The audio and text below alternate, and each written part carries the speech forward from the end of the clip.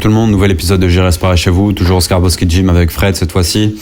Comme d'habitude, n'hésitez pas à m'envoyer vos candidatures partout dans la France, peu importe votre niveau, et boxe taille, pied-point ou juste point aussi, si vous voulez qu'on fasse du sparring ensemble. Donc voilà, c'est parti pour la vidéo maintenant. Là, je fais un changement de garde où je passe en gaucher, et ensuite j'essaie d'aller à l'extérieur pour avoir une ouverture pour pouvoir lui mettre un middle kick. Finalement, j'envoie un direct et ensuite j'envoie un middle kick mais qui est raté.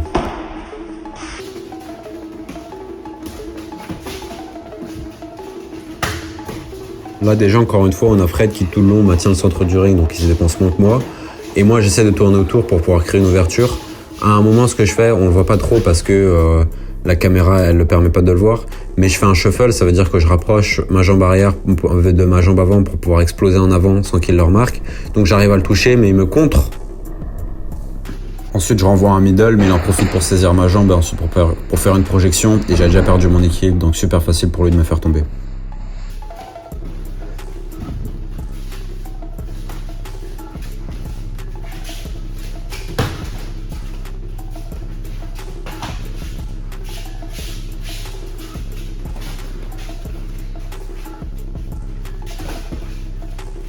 Là, il me fait un enchaînement de kicks et on voit que j'en bloque aucun low kick. Et ça, je pense que c'est parce que j'ai pas encore le réflexe de monter ma jambe pour pouvoir bloquer les low kicks. Et il arrive facilement à me toucher. Moi, quand je mets mon middle kick, j'ai totalement oublié de pencher ma tête en arrière pour pas qu'il rentre avec un jab. Et c'est ce qu'il a fait. Là, je tente un changement de garde, je vais sur l'extérieur et je retente un middle kick et ça rentre presque cette fois-ci.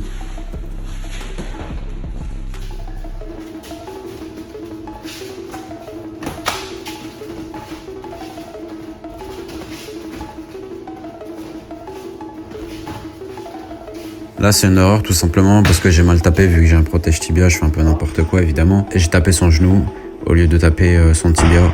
Forcément, ça m'a fait mal. Bon, ça m'a fait mal à la cheville pour 2-3 jours, là, ça va mieux maintenant.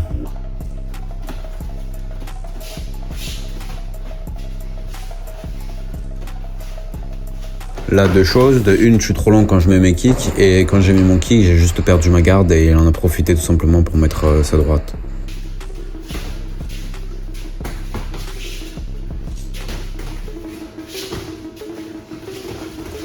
Donc là on se retrouve sur un enchaînement en anglaise mais j'y vais pas assez fort et il me domine totalement. Et moi je me protège, j'essaie de sortir du coin mais il continue de me frapper, je casse pas du tout la distance en arrière, j'ai pas du tout le réflexe d'aller en arrière. Et il arrête son enchaînement parce que je pense qu'il s'est fatigué, j'en profite directement pour finir avec un gauche-droite low kick. Et là comme on voit qu'il s'est fatigué, il est un peu moins agressif et je rentre un peu plus mais j'en profite pas tellement que ça pour agresser et j'aurais dû. Donc là, tout le long, c'est simple, j'oublie juste de monter ma garde et je me fais démolir.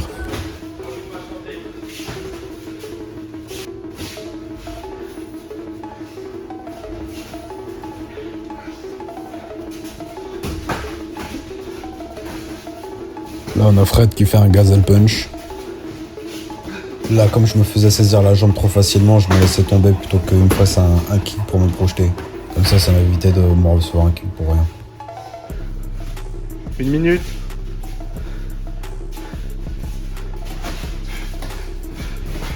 Donc là, comme d'habitude, il continue d'être sur moi et de me faire des séquences d'anglaise et 2-3 kicks. Mais j'arrive pas du tout à exploser en arrière, j'arrive pas du tout à casser la distance encore et à maîtriser mon environnement. Ensuite, on se retrouve au corps à corps là, tous les deux. Mais comme j'ai une côte fêlée à droite, j'étais vraiment pas à l'aise au corps à corps. Je faisais vraiment gaffe à pas me manger de coups de genou, quoi.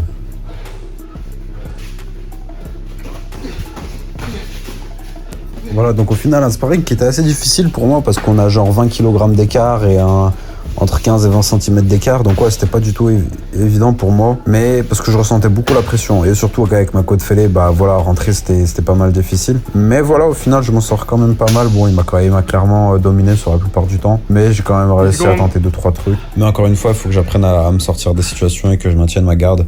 Donc là, je pense que je vais faire le focus sur ça. Là, la dernière fois, j'ai amélioré mes déplacements en avant, mais il faut que je le fasse aussi en sortant. Comme d'habitude, n'oubliez pas l'abonnement pour m'aider à aller en Thaïlande et à m'entraîner combattre là-bas. Pouce bleu et commentaire pour que la vidéo soit plus mise en avant et que j'ai plus de vues. Merci tout le monde, bonne journée, à bientôt.